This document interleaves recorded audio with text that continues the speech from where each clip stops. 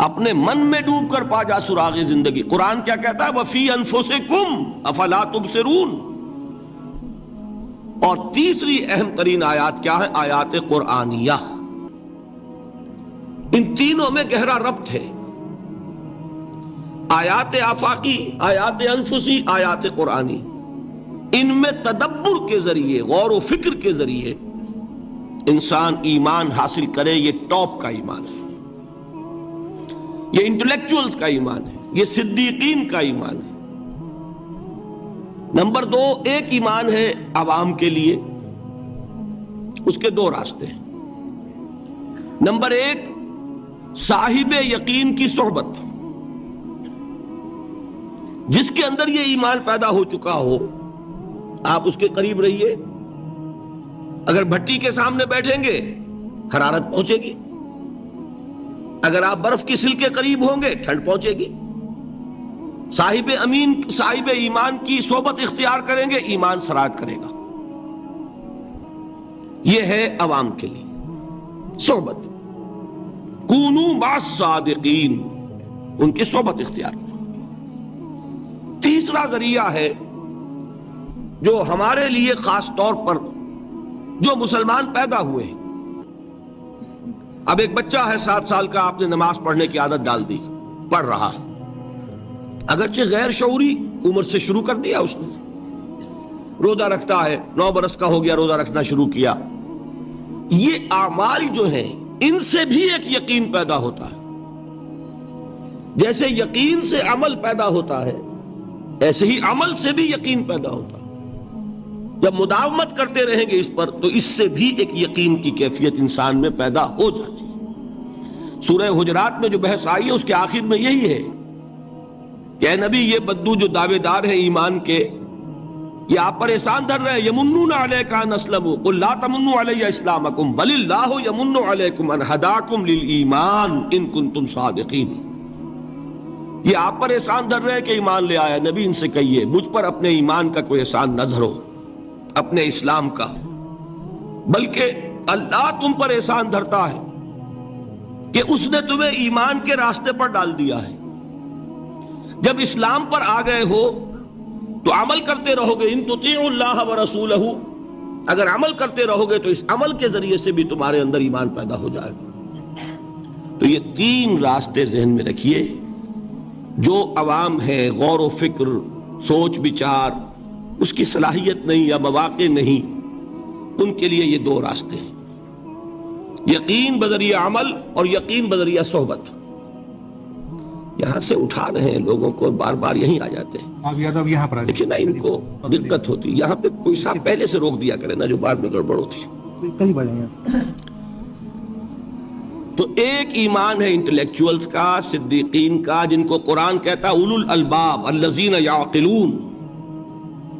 ان فی خلق السماوات والارض واختلاف اللیل والنہار لآیات لأولی الالباب. ہوش مندوں کے لیے، عقل مندوں کے لیے، غور و فکر کرنے والوں کے لیے، اصحاب دانش و بینش کے لیے ہماری کائنات میں ہماری نشانیاں ہیں.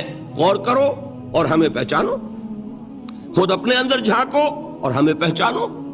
اور ہماری آیات جو ہیں ہمارے کلام کی، اس کی آیات جو ہیں ان میں وہ ایمان رچا بسا ہوا ہے. ان پر غور کرو، غوطہ زنی کرو. قرآن میں ہو غوطہ زن ہے مرد مسلمان.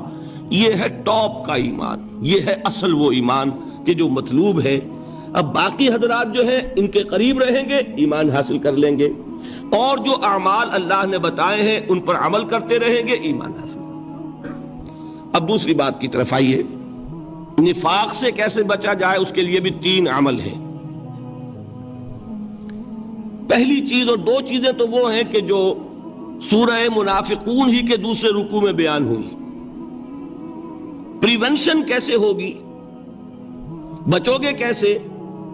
دوام ذکر، اللہ کو یاد رکھو. یا ایھا الذین آمنوا لا تلہکم اموالکم ولا اولادکم عن ذکر اللہ ومن یفعل ذلک فاولئک هم الخاسرون. دل کو غفلت میں مت آنے دو. دل غافل ہوگا شیطان کا ڈیرا بن جائے گا. وہ دوام ذکر میں، البتہ یہ ذہن میں رکھیے کہ دوام ذکر کا ذریعہ کیا ہے، اس میں مغالتے ہیں لوگوں کو. جو سب سے بڑا ذکر ہے اس کو بھولے ہوئے ہیں. اور جو تیسرے چوتھے نمبر کا ذکر ہے اس کو سمجھ بیٹھے ہیں کہ بس یہی ذکر ہے. سب سے بڑا ذکر، مجسم ذکر قرآن ہے.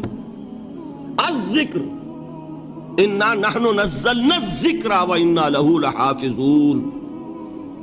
وہ الذکر کون سا ہے؟ قرآن. اسی کو فرمایا، میں نے وہ آیت سنائی تھی کہ لوگ تنزیہ کہتے تھے، یا ایھا الذی نزل علیہ الذکر انک لمجنون. حضور سے مخاطب ہو کر کہتے ہیں فلاں جس کے اوپر کے اس کے خیال کے مطابق ذکر نازل ہوا ہے، ہم تو تمہیں پاگل سمجھتے ہیں. وہاں بھی لفظ کیا ہے؟ الذکر. تو معلوم کیا ہوا؟ انا انزلنا الیک الذکر لتبین للناس ما نزل الیہم. یہ الذکر ہے. تو اس سے بڑا ذکر کوئی نہیں. تلاوت قرآن، تدبر قرآن، غور و فکر قرآن کا، قرآن کو یاد کرنا. اس پر میرا کتاب چاہے مسلمانوں پر قرآن مجید کے حقوق، اب تو یہاں شاید کوئی کتاب موجود نہیں رہی ہے، بہرحال اگر آپ کو ضرورت ہوتی ہے پاکستان سے منگا لیتے ہیں ہر شے، پڑھیے انشاءاللہ آ جائیں گی چیزیں. نمبر 2 ذکر کیا ہے؟ اقیم الصلاۃ لذکری. نماز کو قائم کرو میری یاد کے لیے. یہ ذریعہ ذکر میں وہ تو ہے ہی مجسم ذکر، اور یہ ذریعہ ذکر میں سب سے اہم ہے. یہ عملی ذکر بھی ہو رہا ہے اور قولی بھی ہو رہا ہے. سورہ فاتحہ پڑھی آپ نے، قرآن شریف کی کچھ آیات پڑھی، پھر رکوع کیا. یہ رکوع جو ہے یہ آپ کا عملی ذکر ہے کہ آپ نے اپنے وجود سے اللہ کی عظمت کو تسلیم کیا. پھر آپ سجدے میں گرے، یہ آپ کا عملی ذکر ہے کہ اپنے وجود سے آپ نے اللہ کی عظمت کو اور تسلیم کیا. تیسری چیز ہے مسنون دعائیں اور مسنون اذکار جو حضور سے ثابت. ہمارے ہاں کیا ہو گیا؟ مجھے فلاں بزرگ نے یہ چیز بتائی ہے، وہ تو پڑھتے چلے جا رہے ہیں. نہ قرآن سے دلچسپی، نہ اذکار مسنونہ سے دلچسپی. ادعیہ معصورہ، آپ غور کریں گے کہ زندگی کے ہر عمل کے لیے حضور کی دعا موجود ہے. صبح اٹھے دعا ہے، آنکھ کھلتے بیت الخلاء میں داخل ہونے لگے دعا ہے، نکلے دعا ہے، وضو کرنے بیٹھے دعا ہے، فارغ ہوئے دعا ہے، مسجد کے لیے گھر سے نکلے دعا ہے، مسجد میں داخل ہوئے دعا ہے. مسجد میں تو ہے ہی ذکر، نماز ہے، تلاوت ہے. باہر نکلے دعا ہے، گھر میں داخل ہونے لگے پھر دعا ہے. سواری پر سوار ہو رہے ہیں دعا ہے، اتر رہے ہیں دعا ہے، شیشہ دیکھ رہے ہیں دعا ہے، کپڑے پہن رہے ہیں دعا. زندگی کا کوئی عمل نہیں یہاں تک کہ جو تعلق زن و شو ہے، جس کو کہ خالص حیوانی بات سمجھا جائے گا، اس کے لیے بھی دعا ہے. غفلت میں وہ کام بھی نہیں کرتا. سمجھ رہے ہیں آپ؟ اب آپ غور کیجئے، اس میں کوئی اضافی وقت نہیں لگا، کوئی اضافی پوسچر اختیار نہیں کیا آپ نے، یوں بیٹھو، اس طرح بیٹھو، یوں کرو. کوئی آپ کا وقت اضافی نہیں لگا. جو کام کر رہے ہیں اور آپ اللہ کو یاد کر رہے ہیں، اور وہ اللہ کی یاد اس کام کی مناسبت سے ہے. ان ادعیہ معصورہ سے 2 تعلق جڑ گئے انسان کے. دعا کس سے کر رہے ہیں؟ اللہ سے. جڑا کہ نہیں؟ اور یہ الفاظ کس کے ہیں؟ محمد رسول اللہ کے. تو آپ کے 2 تعلق جڑ گئے. آپ اپنی جی سے گھڑ کر دعا مانگیں گے تو پہلا تعلق تو ہو جائے گا، دوسرا نہیں ہوگا. بہتر سے بہتر دعا مانگ لیں آپ. لیکن حضور سے جو معصور اور مسنون الفاظ جب آپ زبان سے نکالتے ہیں تو آپ کا تعلق اللہ سے بھی ہوا بذریعہ دعا، اور وہ الفاظ چونکہ حضور کے ہیں صلی اللہ علیہ وسلم تو حضور کے ساتھ ہوا. یہ تیسرا درجہ ہے. چوتھے درجے میں مانتا ہوں کہ ایک ہوتی ہے خاص کسی شخص کے امراض کی تشخیص کرنے کے بعد تجویز. کوئی اگر طبیب ہے، ماہر طبیب روحانی، وہ آپ کو دیکھے گا تو اندازہ لگائے گا کہ آپ میں کیا کمی ہے، اس کے مطابق آپ کو ذکر بتائے گا. بھئی فلاں آیت کا مراقبہ کیا کرو. کسی میں بزدلی ہوتی ہے، کسی میں مال کی محبت زیادہ ہوتی ہے، کسی میں توکل کی کمی ہے، کسی میں شہرت کی خواہش ہے، نمایاں ہونے کا جذبہ ہے، کسی میں تکبر ہے. سب کا ایک سا برس تو نہیں ہوتا نا. تو یہ در حقیقت اندھے کی لاٹھی سے نہیں چلنے والی بات. یہ تو ماہر کی کام ہے کہ وہ تجویز کرے کہ تمہارے لیے خاص طور پر ذکر یہ ہے. در حقیقت ہمارے جو یہ سلسلے تھے سلوک کے، یہ بڑے ماہر ہوتے تھے، یہ لوگ بڑے ماہر اطباء تھے. یہ جو علم نفسیات ہے اس کے ہمارے صوفیاء سے بڑھ کر کبھی کوئی عالم گزرا ہی نہیں دنیا میں. فرائیڈ کیا ہے اور ایڈلر کیا ہے اور یونگ کیا ہے، بچے ہیں. ہمارے صوفیاء اکرام نے جس طرح انسان کی نفسیات کو سمجھا اور وہ ان کی مناسبت سے تجویز کرتے تھے. لیکن اس کو رکھا جائے گا چوتھے نمبر پر. جیسے مولانا احمد علی صاحب فرمایا کرتے تھے بھائی اس آیت کا مراقبہ کیا کرو. مراقبے کیا مانی؟ اب ان الفاظ کو بھی ہم نے خام خواہ کچھ خاص ایک شکل دے دی. مراقبہ کیا؟ توجہ کرنا، دھیان کرنا، خاص اس آیت کے اوپر، اس کے معانی پر اپنے ذہن کو جمانا. وہ کیوں ہے؟ تاکہ آپ کے اندر جو کمی ہے اس کی تلافی اس سے ہو. لیکن یہ کہاں آئے گا؟ چوتھے نمبر پر. سمجھ گئے؟ تو نفاق سے بچنے کا ذریعہ، پریونشن کیا ہے نفاق سے؟ دوام ذکر. نہ تمہیں تمہاری اولاد، نہ تمہارے اموال، نہ تمہاری تجارت، نہ کاروبار اللہ کے ذکر سے غافل نہ کر سکے. پنجابی میں کہتے ہیں کہ ہتھ کارول اور دل یارول.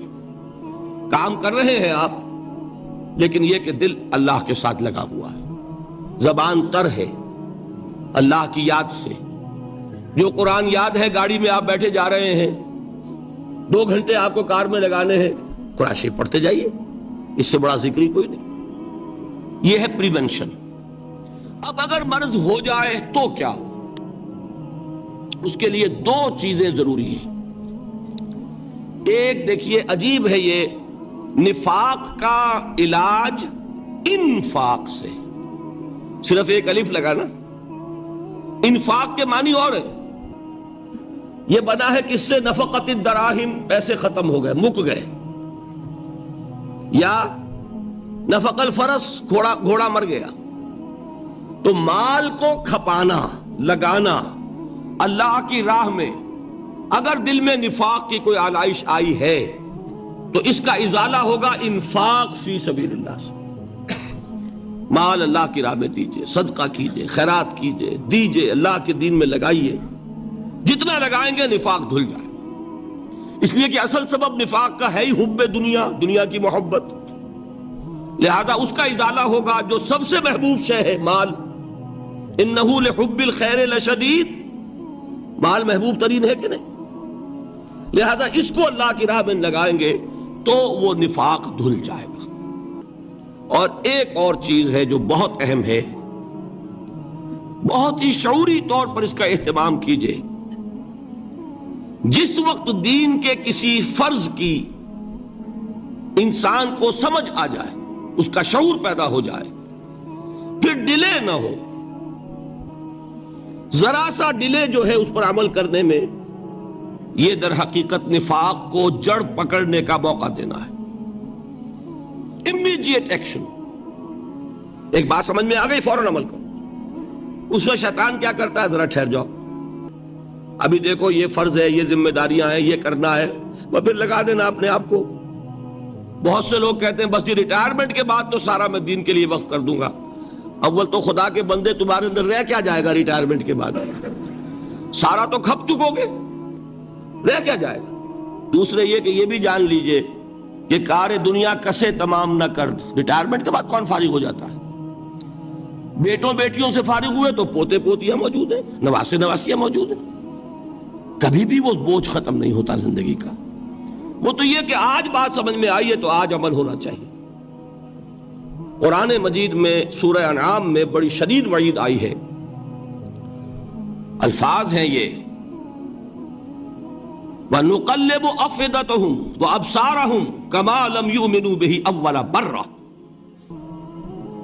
انسان پر ایک حقیقت کا انکشاف ہوا کہ یہ بات حق ہے، فوراً تسلیم کرے. کسی مصلحت کی وجہ سے، کسی بزدلی کی وجہ سے، کسی لالچ کی وجہ سے، کسی اپنی سیادت یا قیادت کی وجہ سے. کیسے مان لوں؟ لوگ کہیں گے کہ یہ نیچے ہو گیا، وہ اونچا ہو گیا جس کی بات مانی. کسی وجہ سے رک گئے تو اللہ تعالیٰ اندر سے وہ جو استعداد ہے حق کو پہچاننے کی وہ سلب کر لیتا. وَنُقَلِّبُ أَفْئِدَتَهُمْ وَأَبْصَارَهُمْ. ہم الٹ دیں گے ان کے دلوں کو بھی اور ان کی آنکھوں کو بھی. کیوں؟ کما لم یؤمنوا بہ اول مرہ، اس لیے کہ وہ پہلی مرتبہ جب انکشاف حق ہوا ہے وہ ایمان نہیں لائے۔ اس کا میں ایک واقعہ آپ کو سنانا چاہتا ہوں کہ کس طرح صحابہ کرام پر بھی وقتی طور پر یہ واقعہ اگر صحابہ کرام کا نہ ہوتا تو یہ حقائق سمجھ میں نہ آتے۔ غزوہ تبوک کے موقع پر یہ میں جملہ انکمپلیٹ رہ گیا، ضعف ایمان کا حملہ ہو جاتا تھا، نفاق کا نہیں معاذ اللہ، لیکن ضعف ایمانی کی اگلی منزل شروع ہو جاتی ہے نا نفاق۔ جہاں جھوٹ بولنا شروع کیا نفاق، جھوٹی قسمیں کھانی شروع کی سیکنڈ سٹیج، اور جہاں مومنین صادقین سے بغض اور عداوت پیدا ہو گیا وہ تھرڈ سٹیج۔ تو وہ ضعف ایمان کا کیسے ہوتا ہے یہ حضرت کعب ابن مالک نے بڑی تفصیل سے بیان کیا ہے۔ غزوہ تبوک کے موقع پر جہاں منافقین نے آ کر جھوٹے بہانے بنائے، جھوٹی قسمیں کھائیں اور حضور سے ایگزمپشن لے لی، چھٹی لے لی، رخصت لے لی، وہاں 3 ایسے صحابہ بھی تھے جو مومن صادق تھے، لیکن وقتی طور پر شیطان نے انہیں ورغلایا۔ کیسے ورغلایا وہ سمجھ لیجیے۔ کعب ابن مالک نے تفصیل سے بیان کیا ہے، اور میرے نزدیک یہ جہاں تک میرا مطالعہ ہے طویل ترین حدیث ہے، بخاری اور مسلم میں بھی موجود ہے۔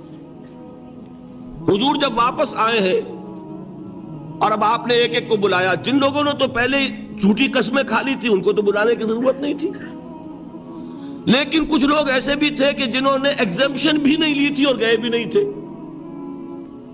اب ان کو آپ نے ایک ایک کر کے پیشی ہوئی، آپ کیوں نہیں گئے تھے؟ تو اب جو منافقین تھے ان میں سے انہوں نے اس موقع پہ جھوٹی قسمیں کھا لی۔ خدا کی قسم حضور ہم تو بالکل تیار تھے، پوری میں نے تیاری بھی کر لی تھی، پورا ارادہ تھا، یہ وقتی طور پر یہ مصیبت مجھ پر آ پڑی۔ جس نے قسم کھائی انہوں نے کہا اچھا ٹھیک ہے جائیے۔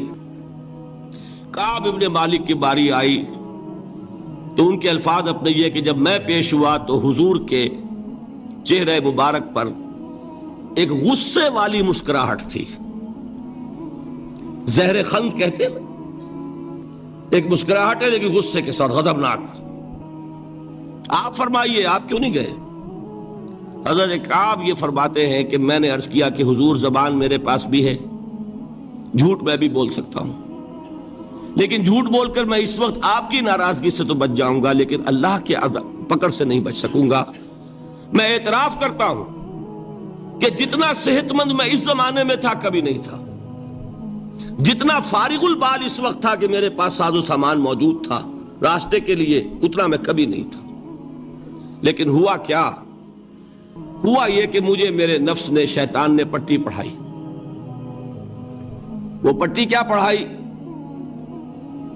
کہ حضور تو 30,000 کے لشکر کے ساتھ چلیں گے تو لشکر تو سلولی موو کرے گا نا، تمہارے پاس بڑی تکڑی، بڑی توانا صحت مند اونٹنی ہے، تم ذرا 2 دن بعد چلنا تیزی کے ساتھ اور حضور سے مل جانا، بس یہ تاخیر کا حربہ۔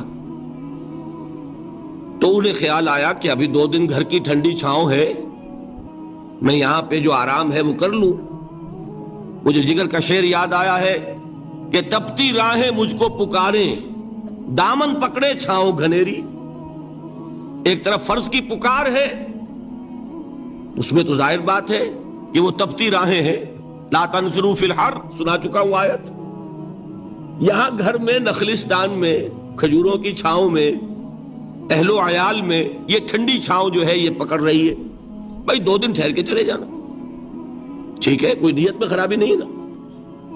اس کے بعد پھر جب ابھی 2 دن اور ٹھہر جاؤ، یہ تو بڑا لمبا سفر ہے، ذرا تیز اور دوڑ لینا۔ تو فرماتے ہیں کہ حضور میں اسی طریقے سے تاخیر و تعویق میں پڑا رہا، یہاں تک کہ ایک روز اچانک مجھ پر یہ چیز منکشف ہوئی کہ اب تو میں چاہے کتنا بھی تیز چل لوں میں آپ سے نہیں مل سکتا، میرے اعصاب ڈھیلے ہو گئے، اس طرح میں محروم رہ گیا۔ حضور نے بائیکاٹ کا حکم دیا صحابہ کو، 3 صحابہ تھے ایسے، 2 اور تھے جنہوں نے اسی طریقے سے اعتراف کیا۔ حضور نے حکم دے دیا کوئی ان سے گفتگو نہ کرے، سوشل بائیکاٹ۔ بڑی سخت سزا تھی جو دی گئی ہے، اس کی بڑی تفاصیل ہیں، اللہ تعالیٰ شوق دے تو وہ حدیث پوری پڑھی ہے، میں نے تو 2 جمعوں میں ایک مرتبہ صرف اس ایک حدیث کو بیان کیا تھا۔ شاید کہیں کیسٹس ہوں میرے ہاں، ہمارے نمبر کوئی مجھے یاد نہیں ہے، لیکن یہ بڑی عجیب حدیث ہے۔ لیکن اس میں جو اصل سبق ہے وہ کیا ہے؟ اس طریقے سے شیطان لیت و لال، تاخیر، تعویق، ابھی کیا جلدی ہے، ذرا اس کام سے فارغ ہو لو، ذرا پھر تلافی کر لینا، ذرا زیادہ زور سے کام کر لینا، یہ وہ چیز ہے کہ جو وہ تو خیر صحابی تھے، بچ گئے۔ اگر وہاں جھوٹی قسم بھی کھا دیتے تو گئے تھے۔ یہ تو اتنا ہی ہے نا، مردی و نامردی قدم فاصلہ دارت۔ اس میں تو یہی ہے کہ ذرا ایک جھوٹی قسم کھا دیتے، جھوٹے بہانہ بنا دیتے تو اب ضعف ایمان نہ رہتا، وہ نفاق کی سرحد شروع ہو جاتی۔ وہ اللہ تعالیٰ نے ان کو بچایا، لیکن یہ کہ ہم کیسے بچیں گے اگر ہم نے یہ روش اختیار کی؟ لہذا 3 کام، دوام ذکر نمبر 1، اس کی میں شرح کر چکا ہوں، 4 اذکار یاد کر لیجئے گا ان کو، ورنہ کیا فائدہ۔ نمبر 2، انفاق فی سبیل اللہ، نفاق کا علاج انفاق سے۔ نمبر 3، یہ عادت اپنے اندر پیدا کیجئے شعوری طور پر کہ جب ایک حقیقت واضح ہو جائے فوراً اعتراف کہ ہاں بھائی بات ٹھیک ہے آپ نے۔ جب ایک فرض کا احساس ہو جائے فوراً اس کی ادائیگی کے لیے آغاز۔ تاخیر و تعویق ہے کہ جس سے پھر نفاق کو موقع ملتا ہے۔ اللہ تعالیٰ مجھے اور آپ کو حقیقی ایمان عطا فرمائے اور نفاق سے بچائے رکھے۔ اب آئیے حقیقت و اقسام شرک پر۔ دیکھیے، ہر شخص یہ جانتا ہے کہ اسلام دین توحید ہے۔ ایک لفظ میں اگر کہیں گے تو اسلام کا سب سے بڑا وصف، سب سے بڑی علامت توحید۔ وہ جو اقبال نے کہا کہ توحید کی امانت سینوں میں ہے ہمارے، آسان نہیں مٹانا نام و نشاں ہمارا، تو توحید ہے۔ توحید کی ضد ہے شرک، ٹھیک؟ اس سے میں ایک نتیجہ نکالتا ہوں، کوئی مسلمان جان بوجھ کر مشرک نہیں ہو سکتا، یہ میرا نتیجہ ہے۔ جان بوجھ کر مشرک نہیں ہو سکتا۔ وہ شرک میں مبتلا ہوگا تو ناسمجھی میں ہوگا، نادانی میں ہوگا، وہ اسے شرک نہیں سمجھے گا۔ یہ ممکن نہیں ہے کہ کوئی مسلمان ہو، گیا سے گیا مسلمان، گزرا سے گزرا مسلمان، گھٹیا سے گھٹیا مسلمان، لیکن وہ شرک کو شرک سمجھتے ہوئے اس میں آلودہ ہو جائے۔ ہوتا کیا سمجھ میں نہیں آتا کہ شرک، تو ضرورت بہت ہے کہ ہم یہ پہچانیں کہ یہ شرک ہے کیا۔ دوسری بات یہ جان لیجئے، ہمارے دین میں ناقابل عفو جرم کون سا ہے؟ شرک۔ 2 مرتبہ بیان فرمایا گیا سورہ نساء میں صرف، ان اللہ لا یغفر ان یشرک بہ ویغفر ما دون ذلک لمن یشاء۔ اللہ تعالیٰ اسے تو ہرگز نہیں بخشے گا کہ اس کے ساتھ شرک کیا جائے، ہاں اس سے کم تر جس کو چاہے گا معاف فرما دے گا۔ نوٹ کر لیجئے، اس کی بھی اندر بھی اوپن لائسنس نہیں ہے کہ بقیہ سارے گناہ لازماً معاف کر دے گا، یہ نہیں ہے۔ اس سے تو آپ میں جرت پیدا ہو جائے گی، باقی سب کیے جاؤ، یہ نہیں۔ جس کو چاہے گا بخش دے گا، لیکن امید ضرور دلا دی کہ شرک سے کم تر کوئی گناہ ہو تو اس کی بخشش کی بغیر توبہ کے اللہ تعالیٰ نے امید دلائی۔ توبہ سے تو شرک بھی معاف ہو جائے گا۔ اس سے مراد کیا ہے؟ بغیر توبہ کے۔ اللہ تعالیٰ نے فرمایا کہ اور گناہوں کے بارے میں تو امید کی جا سکتی ہے، لیکن شرک کے بارے میں ہرگز نہیں۔ اہمیت واضح ہو گئی مزید۔ نمبر 3، اس شرک کی ہماگیریت کا عالم یہ ہے کہ سورہ یوسف کی آیہ مبارکہ ہے، وَمَا يُؤْمِنُ أَكْثَرُهُمْ بِاللَّهِ إِلَّا وَهُمْ مُشْرِكُونَ۔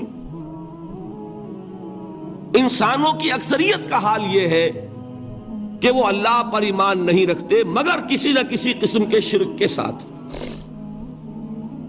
یہ یونیورسلٹی ہے اس کی کہ اللہ کو بھی مان رہے ہیں لیکن کسی نوع کا شرک جو ہے وہ بھی لگا رکھا ہے۔ وَمَا يُؤْمِنُ أَكْثَرُهُمْ بِاللَّهِ، انسانوں کی اکثریت کا حال یہ ہے کہ وہ ایمان نہیں رکھتے اللہ پر، الا وہم مشرکون، مگر یہ کہ کوئی نہ کوئی شرک بھی کرتے ہیں۔ چوتھی بات یہ سمجھیے کہ شرک ہر دور میں بھیس بدل کر آتا ہے. یہ ضروری نہیں ہے کہ شرک کی جو قسمیں آج سے 200 برس پہلے تھیں صرف وہی آج بھی رہے. ہو سکتا ہے کہ بالکل نئی شکلیں اس شرک نے اختیار کر لی. اس سے کیا نتیجہ نکلا کہ اگر اجتہادی بصیرت نہیں ہوگی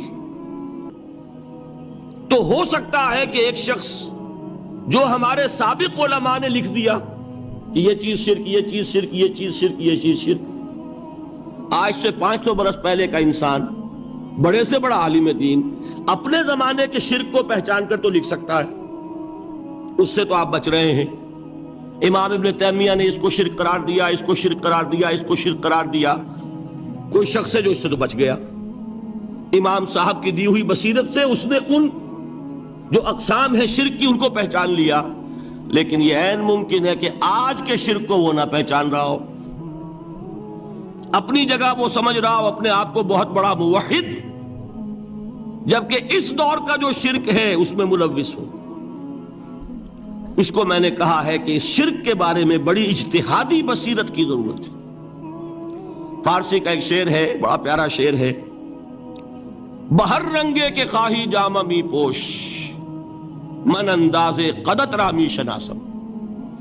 اپنے محبوب سے کہہ رہا ہے شاعر کہ تم جس طرح کا چاہو لبادہ اوڑھ لو، میں تمہیں تمہارے قد سے پہچان لوں گا. کتنا ہی چھپا لو اپنے آپ کو، کیسے ہی لباس بدل لو، بہر رنگے کے خواہی جامہ می پوش، من انداز قدت رامی شناسم، میں تمہارے قد سے تمہیں پہچان لوں. یہ اگر بصیرت نہ ہو کہ شرک کو اس کے قد سے پہچان سکیں آپ، اس کے لیے ضرورت ہے اصولوں کی. دیکھیے جس طرح الجبرا کے اصول ہوتے ہیں، فارمولا ہے، فارمولا ہاتھ میں آ گیا، مسئلے حل کرتے چلے جا رہے ہیں، آپ اپلائی کرنے کی دیر ہے فارمولے کے. اگر آپ نے صرف گنتی کر کے کسی زمانے کے شرک وہ تو سمجھ لیے، لیکن وہ بصیرت باطنی حاصل نہیں ہوئی، اجتہادی بصیرت، وہ اصول ہاتھ میں نہیں آئے کہ جس سے آپ پہچان سکیں، تو ہو سکتا ہے کہ اس دور کے شرک کو آپ نہ پہچان سکیں. اس کے لیے ضرورت ہے کہ اصل اصول ہاتھ میں آ جائیں تاکہ ان اصولوں کو اپلائی کریں. ایک بات مجھ سے اور سن لیجئے، میرا اپنا یہ تاثر ہے، ہمارے دین میں خیر، بھلائی، نیکی، چاہے وہ نظریے کی ہو، علم کی ہو، عقیدے کی ہو، عمل کی ہو، اخلاق کی ہو، وہ سب کیا ہے؟ وہ توحید ہی کے شجرہ طیبہ کی شاخیں ہیں. اور شر، برائی، گمراہی، خیالات کی ہو، نظریات کی ہو، علم کی ہو، عقیدے کی ہو، عمل کی ہو، اخلاق کی ہو، سب کے ڈانڈے شرک کے شجرہ خبیثہ سے ملتے ہیں. اس شجرہ خبیثہ کے برگوبار ہے جو بھی برائی ہے، عمل کی یا علم کی، اور اس شجرہ طیبہ کے برگوبار ہے جو بھی خوبی ہے، عمل کی یا عقیدے. یہ میرا تاثر ہے. اور جب تک اس انداز میں وہ آپ کو اندرونی رشتے ظاہر نہیں ہوں گے، آپ پر منکشف نہیں ہوں گے، وہ اجتہادی بصیرت جو ہے پیدا نہیں ہو سکے گی. اب آئیے ایک اور بات دیکھیے، شرک میں اور الحاد میں کیا فرق ہے یہ بھی ہم نہیں سمجھتے. الحاد، مادہ پرستی، وہ کیا ہے؟ ایتھیزم، کسی بھی خدا کا انکار. ہمارے آج کے دور کی سب سے بڑی گمراہی یہ ہے. شرک کیا ہے؟ خداؤں کو ماننا. یہ کیا ہے؟ تھیزم ہے، لیکن پولی تھیزم ہے. توحید کیا ہے؟ مونو تھیزم ہے، ایک خدا کا ماننا. لیکن شرک کے اندر ایک اور حقیقت کو پہچان لیجئے، شرک میں ہمیشہ ٹاپ پر ایک خدا کو مانتے ہیں، باقی سارے خدا نیچے ہوتے ہیں. اوپر جا کر وہ توحید ہوگی ہمیشہ. کوئی مشرکانہ نظام ایسا نہیں ہے جو ٹاپ پر جا کر توحید نہ بن جائے. دیکھیے ہندو دیویاں دیوتا بے شمار، لیکن مہادیو وہ بھی کیا دو ہیں؟ مہادیو وہ تو ایک ہے. انگریزی میں گاڈز گاڈیسز، لیکن وہ چھوٹے جی سے لکھے جائیں گے. چھوٹے جی سے لکھے جانے والے gods and goddesses, Roman mythology ہو، گریک مائتھولوجی ہو، ان دیویوں دیوتاؤں کے نام ہی آپ نہیں یاد کر سکتے. لیکن گاڈ بڑے جی سے وہ ایک ہے کہ نہیں؟ ٹاپ پر جو ہے وہ ایک ہے. اس کو وہ بھی مانتے ہیں کہ اومنی پوٹنٹ، اومنیشنٹ، اومنی پریزنٹ، علی کل شیء قدیر، بکل شیء علیم، ہر جگہ موجود. وہ تو ایک ہی ہے، وہ تو کیپٹل جی سے لکھا جائے گا.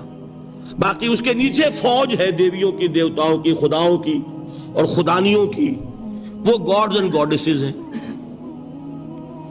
عرب میں کیا تھا؟ میں نے پہلے آپ کو وہ دو مثالیں دے دی ہیں، تیسری اور ایران کی لے لیجئے. خیر کا خدا اور شر کا خدا اور، ایک یزداں ایک اہرمن. ٹھیک، سنویت ہو گئی نا، دو خداؤں کو مانا. لیکن وہی ہے جو خدائے خدائے گاں، خداؤں کا خدا، اس کو ایک ہی مانتے ہیں. یہی معاملہ عرب میں تھا. اللہ وہ ایک ہی تھا ان کے ہاں. قرآن میں آتا ہے ان سے پوچھئے وَلَئِن سَأَلْتَهُم مَّنْ خَلَقَ السَّمَاوَاتِ وَالْأَرْضَ لَيَقُولُنَّ اللَّهُ. جب ان سے کہا جاتا ہے کہ کس نے پیدا کیا آسمان اور زمین کو، یہ فوراً کہیں گے اللہ نے. فَأَنَّىٰ يُؤْفَكُونَ. تو یہ ماننے کے بعد کدھر جا رہے ہیں؟ وہ کیا کہتے تھے کہ وہ بڑا اللہ تو ایک ہی ہے، لیکن چھوٹے آلہہ ہیں.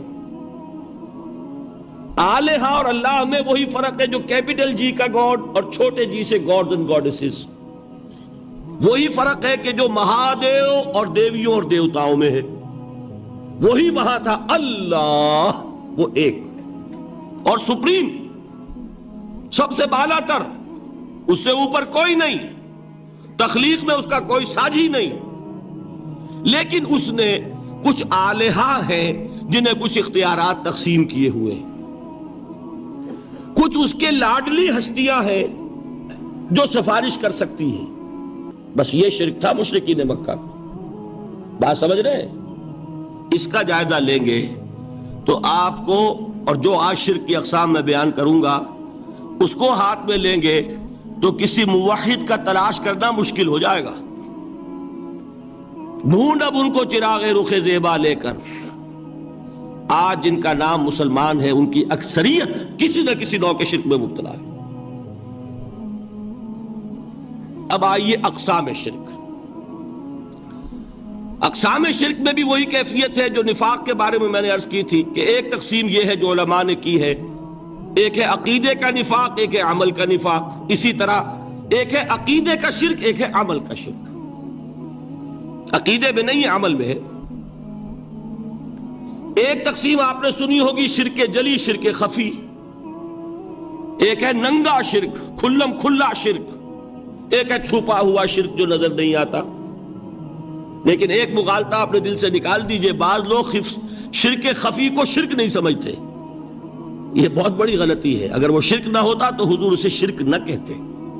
کوئی اور لفظ، عربی زبان کا دامن جو ہے محدود نہیں ہے، پھر اس کے لیے کوئی اور لفظ اختیار فرمایا جاتا ہے. وہ شرک، لیکن ایک شرک ہے جلی جو نمایاں ہے، نظر آ رہا. ایک ہے شرک خفی جو نظر نہیں آ رہا. اور وہ کتنا خفی ہو سکتا ہے اس کی ایک مثال دی حضور نے. شرک خفی اتنا خفی ہو سکتا ہے، ذرا مبالغہ دیکھیے جو حضور نے بات کو سمجھانے کے لیے مثال میں جو مبالغہ اختیار فرمایا. ایک سیاہ اندھیری رات میں ایک سیاہ پتھر پر ایک سیاہ چیونٹی کو رینگتے ہوئے دیکھنا جتنا مشکل ہے، اتنا ہی شرک خفی کا پہچاننا مشکل ہے. بتائیے، آپ نے فرمایا انا افصح العرب، میں عرب کا فصیح ترین انسان ہوں. اس سے آگے کوئی مثال دی جا سکتی ہے؟ اندھیری رات، تاریک رات، پتھر سیاہ، چیونٹی سیاہ، کون دیکھ سکتا؟ جتنا اس کو دیکھنا ناممکن ہے اتنا ہی شرک خفی کا پہچاننا مشکل ہے. گویا کہ اس سے تو اللہ ہی بچائے گا تو انسان بچے گا۔ ایک آخری بات تمہیداً اور عرض کر دوں، پھر میں چلوں گا اقسام پر۔ میری جو باتیں آپ کے سامنے آئی اس سے ایک منطقی نتیجہ نکلتا ہے، کوئی شخص اگر حقیقتاً شرک سے بچ جائے، واقعتاً شرک سے بچ جائے، ہر قسم سے بچ جائے، اس سے بھی اوپر کوئی انسان ہوگا۔ گویا کہ یہ آخری منزل ہے، یا یوں کہیے کہ جس شخص کے بارے میں اللہ تعالیٰ یہ مان لے کہ میرا یہ بندہ شرک سے بری ہے، اس سے بڑی سند کوئی ہے؟ دی ہائیسٹ ٹیسٹیمونیل، سب سے بڑی سند، سب سے بڑی تعریف جو بندے کی ہو سکتی ہے وہ کیا ہے؟ یہ مشرک نہیں۔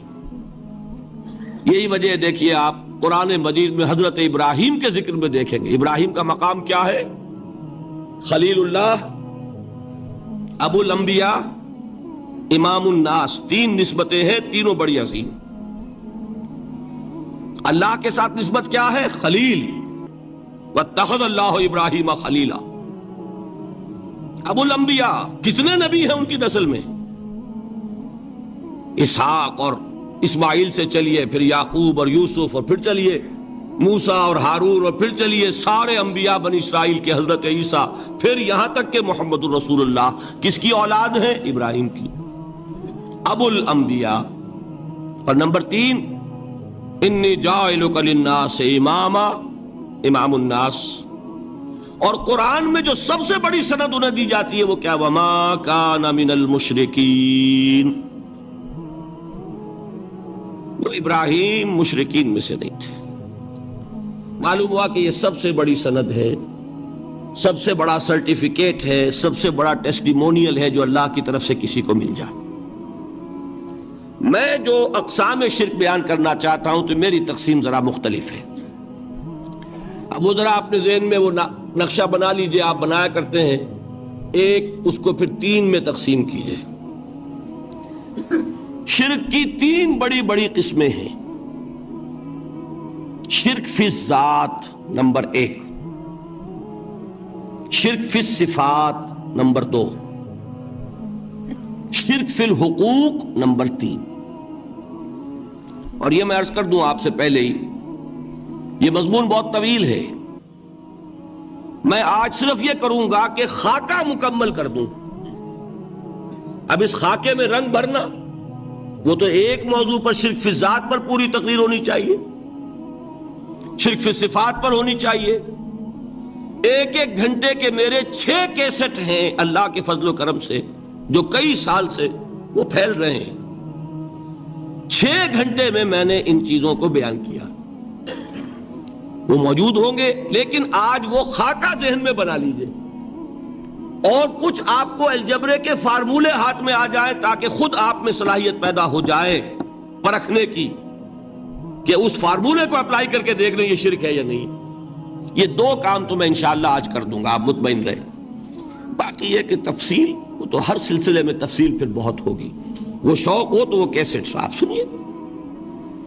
تو 3 تقسیمیں ہو گئی۔ شرک فی الذات، اللہ کی ذات میں کسی کو شریک کر دینا، یہ سب سے زیادہ نمایاں، سب سے زیادہ جلی، سب سے زیادہ عریاں، اور اللہ تعالیٰ کو سب سے زیادہ مبغوض اور ناپسند شرک۔ شرک فی الصفات نمبر 2، یہ ایک علمی مسئلہ ہے جس میں آدمی ٹھوکر کھا جاتا ہے اگر محتاط نہ ہو۔ بڑے سے بڑے آدمی کو ٹھوکر لگ جائے گی۔ اس کا میں فارمولہ صرف آپ کو دوں گا، وہ ذہن میں رکھ لیجئے، پھر جہاں چاہیں اپلائی کیجئے، انشاءاللہ تعالی آپ کو ٹھوکر نہیں لگے گی۔ شرک فی الحقوق، اسی کا دوسرا نام شرک فی العبادت ہے۔ اللہ کا حق کیا ہے بندے پر؟ بندہ اللہ کی عبادت کرے، لیکن اس کو 5 اس کے مظہر ہیں، وہ ان میں گن کر بتا دوں۔ اپنے من میں ڈوب کر پا جا سراغ زندگی۔ قرآن کیا کہتا ہے؟ وَفِي أَنفُسِكُمْ أَفَلَا تُبْصِرُونَ۔ اور تیسری اہم ترین آیات کیا ہے؟ آیات قرآنیہ۔ ان تینوں میں گہرا ربط ہے، آیات آفاقی، آیات انفسی، آیات قرآنی۔ ان میں تدبر کے ذریعے، غور و فکر کے ذریعے انسان ایمان حاصل کرے، یہ ٹاپ کا ایمان ہے، یہ انٹلیکچوئلز کا ایمان ہے، یہ صدیقین کا ایمان ہے۔ نمبر دو، ایک ایمان ہے عوام کے لیے، اس کے دو راستے ہیں۔ نمبر ایک، صاحب یقین کی صحبت، جس کے اندر یہ ایمان پیدا ہو چکا ہو، آپ اس کے قریب رہیے، اگر بھٹی کے سامنے بیٹھیں گے حرارت پہنچے گی، اگر آپ برف کی سل کے قریب ہوں گے ٹھنڈ پہنچے گی۔ صاحب ایمان کی صحبت اختیار کریں گے، ایمان سرایت کرے گا۔ یہ ہے عوام کے لیے صحبت، کونوا مع الصادقین، ان کی صحبت اختیار کریں۔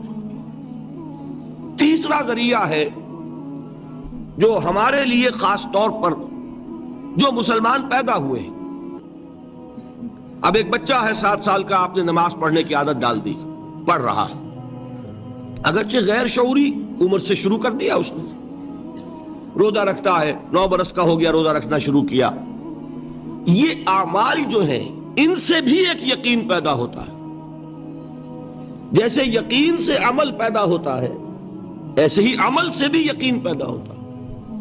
جب مداومت کرتے رہیں گے اس پر تو اس سے بھی ایک یقین کی کیفیت انسان میں پیدا ہو جاتی ہے۔ سورہ حجرات میں جو بحث آئی ہے اس کے آخر میں یہی ہے کہ اے نبی، یہ بدو جو دعوے دار ہیں ایمان کے، یہ آپ پر احسان دھر رہے ہیں، یمنون علیک ان اسلموا قل لا تمنوا علی اسلامکم بل اللہ یمن علیکم ان ہداکم للایمان ان کنتم صادقین۔ یہ آپ پر احسان دھر رہے ہیں کہ ایمان لے آیا، نبی ان سے کہیے مجھ پر اپنے ایمان کا کوئی احسان نہ دھرو، اپنے اسلام کا، بلکہ اللہ تم پر احسان دھرتا ہے کہ اس نے تمہیں ایمان کے راستے پر ڈال دیا ہے۔ جب اسلام پر آ گئے ہو تو عمل کرتے رہو گے، ان تطیعوا اللہ ورسولہ، اگر عمل کرتے رہو گے تو اس عمل کے ذریعے سے بھی تمہارے اندر ایمان پیدا ہو جائے گا۔ تو یہ 3 راستے ذہن میں رکھیے، جو عوام ہے غور و فکر، سوچ بچار، اس کی صلاحیت نہیں یا مواقع نہیں،